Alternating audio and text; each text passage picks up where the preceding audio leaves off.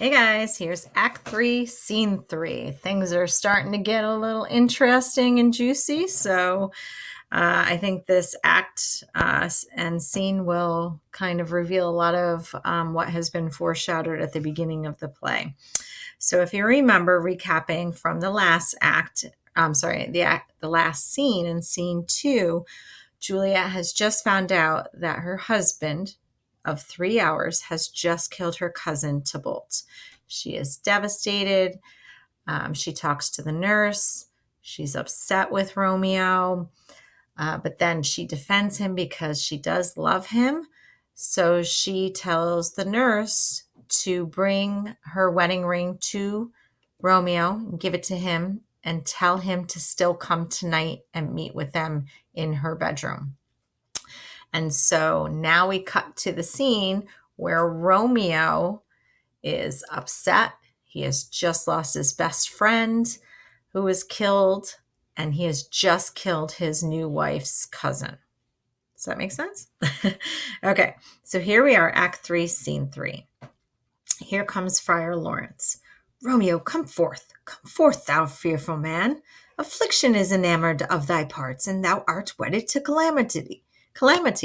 So he says, trouble's like you, and you married to disaster. So like you have a black cloud following you no matter where you go. This is supposed to be a happy time, and happy things aren't happening for you.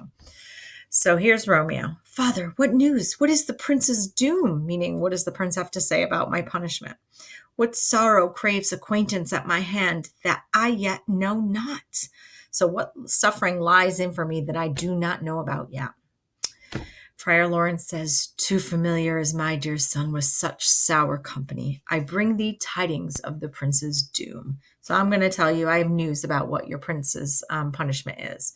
And don't forget, Mercutio is Prince Aeschylus's relative. So you would think that he would want complete death for the person who has murdered him.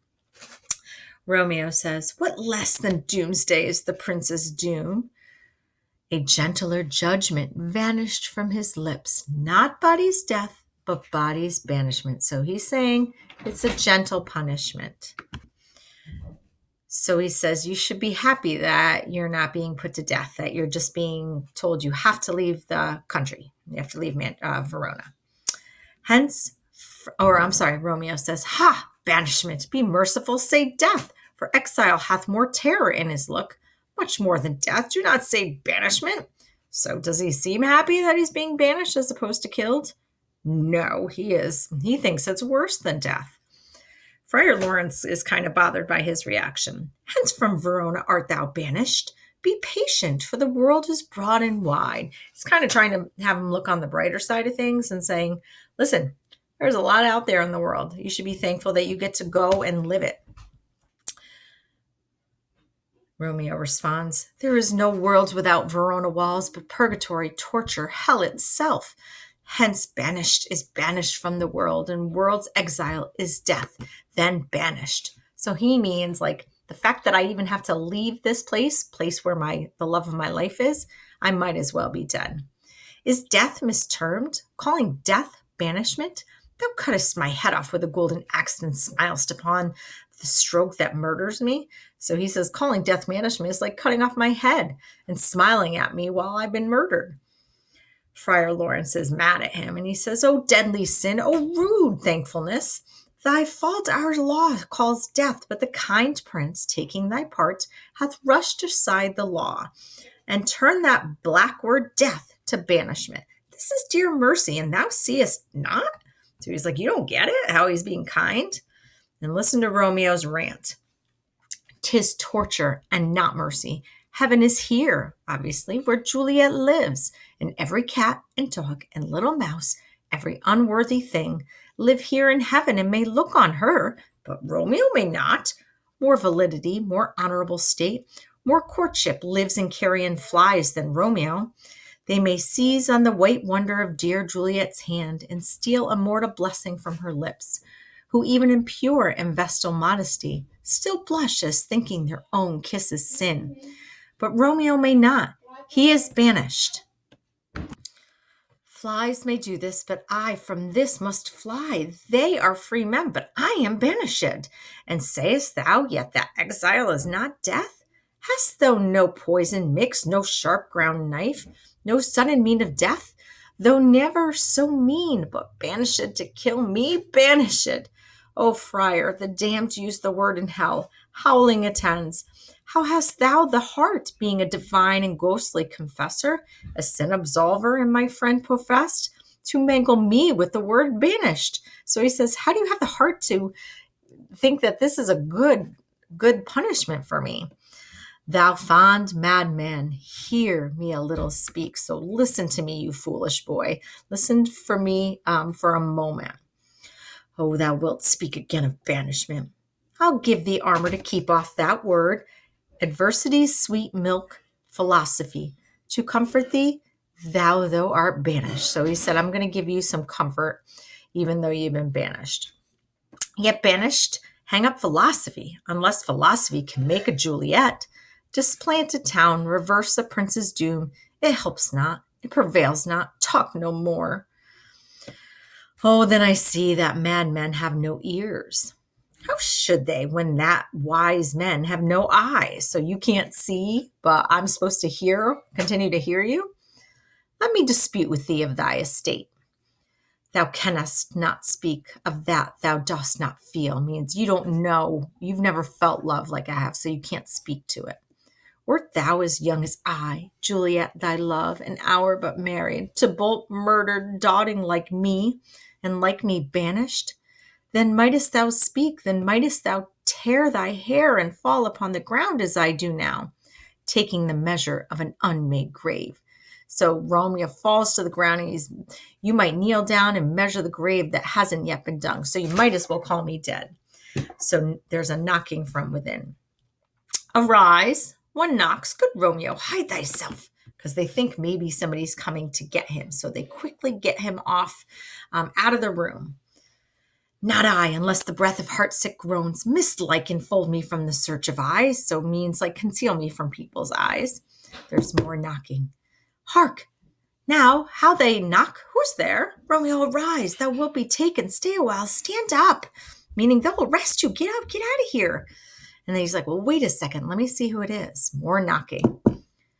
Run to my study. By and by, God's will. What simpleness is this? I come. Knocking. Who knocks so hard? Whence come you? What's your will? And it's the nurse. Let me come in and you shall see, or you shall know my errand. I come from Lady Juliet. The Friar Lawrence opens the door. Welcome then, and enters the nurse. Oh, holy friar, tell me, holy friar, where is my lady's lord? Where is Romeo? So remember, she is coming from Juliet's to bring Romeo a message. There on the ground with his own tears made drunk. And he's not intoxicated. It just means like he is delirious with grief. He's so upset. Oh, he is even in my mistress's case, meaning so is Juliet. Just in her case, a woeful sympathy, piteous predicament. Even so lies she, blubbering and weeping and blubbering. Stand up.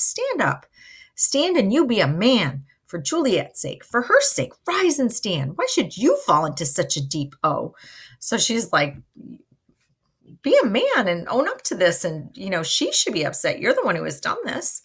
Nurse. Ah, sir, death's the end of all. Meaning death is the end for everybody. And then that is kind of a foreshadowing, very ominous thing to say from the nurse. Spakest thou of Juliet? How is it with her? Does she not think of me an old murderer? Now I have stained the childhood of our joy with blood removed but little from her own. Where is she? And how doth she? And what says my concealed lady to our concealed love? Oh, she says nothing, sir, but weeps and now falls on her bed and then starts up and to both calls and then on Romeo cries and then down falls again. She's just going on about how she can't stop crying and she's just crying your name and then she's crying to Bolt's name because she's so upset. As if that name shot from deadly level of a gun did murder her as that name's cursed hand murdered her kinsman.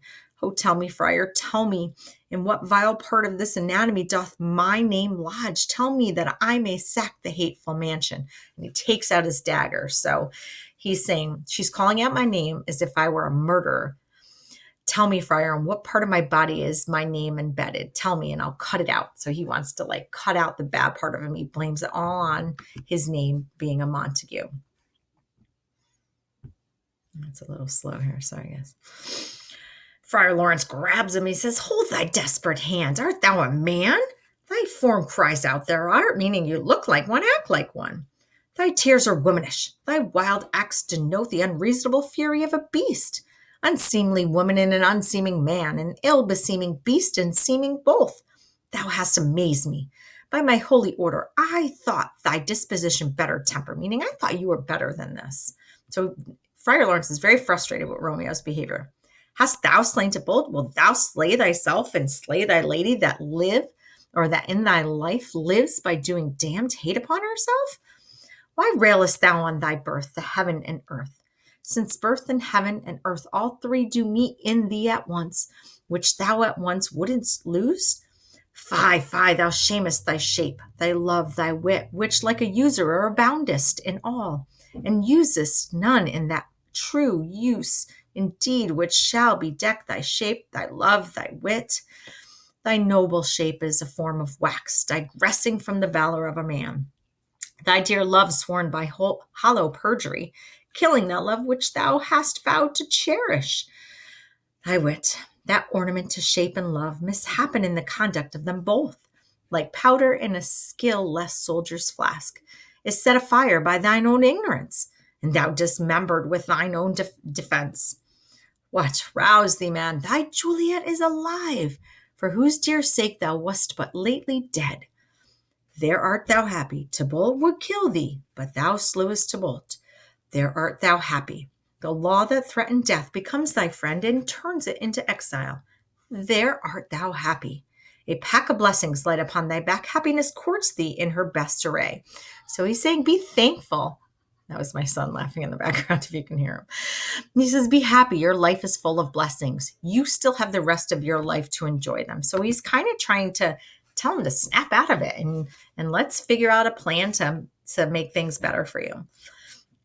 He continues on, but like a misbehaved and sullen wench, thou poutest upon thy fortune and thy love, meaning you're whining and pouting about this. Take heed, for such die miserable. Go, get thee to thy love, as was decreed, meaning go as we planned before. Go to her, ascend her chamber, climb her balcony, hence and comfort her. Go to her.